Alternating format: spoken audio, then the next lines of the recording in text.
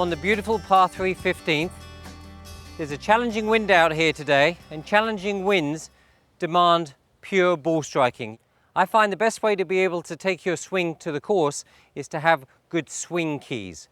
What I like to do is find a couple of words that really work for me, that have meaning in my swing. Today what I'm trying to do and feel is the term low and go.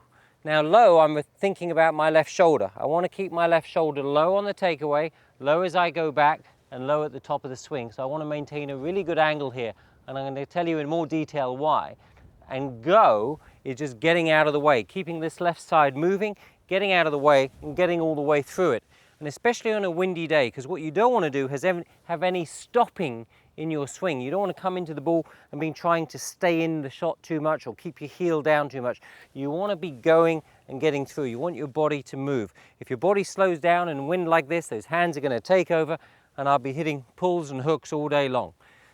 So for the backswing, the reason I'm using the word low is when I swing the club back, the left shoulder has to work underneath. I have to be able to work the left shoulder down. Let me show you from here.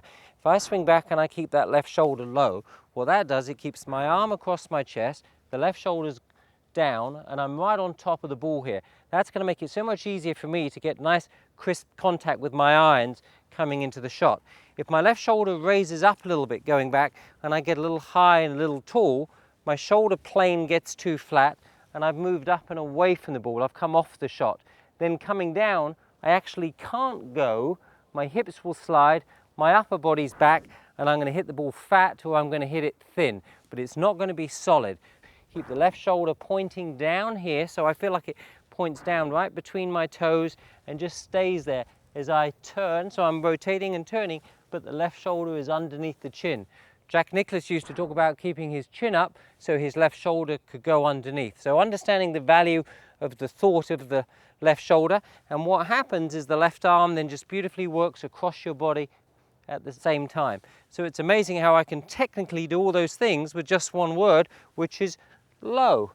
Now the go is referring to the fact that as I change directions and move towards the target here, my left side, my left knee, my left shoulder are all starting to wind and get out of the way, and I want them to continue to get out of the way as I go through. I don't want any inhibition coming into the ball. I don't want to feel like I'm in my own way. I want to get out of the way as much as I can. I'm trying to clear.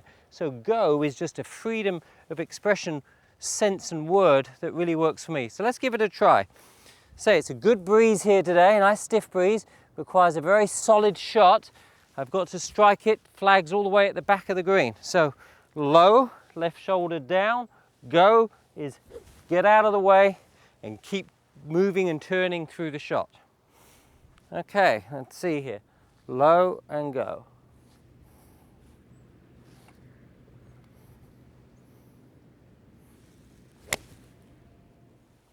That's a nice solid strike coming in on the wind there.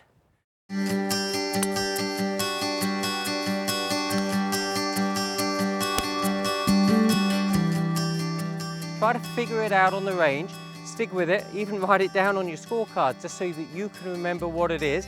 I like the two-word sync. I like something to do with maybe the backswing and the downswing, or a couple of keys in the backswing there.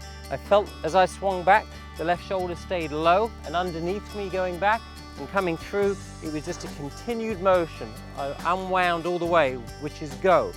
So when you're on the range, just try and find a swing key that might work for you. Low and go worked for me. Why don't you give something like that a try?